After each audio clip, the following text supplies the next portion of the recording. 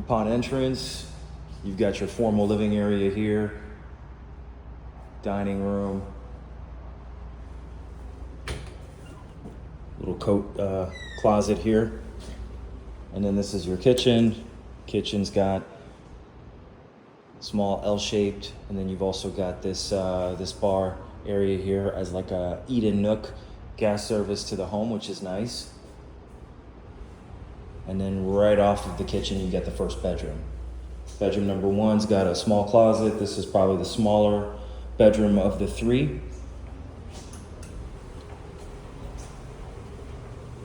Bedroom number two, slightly larger.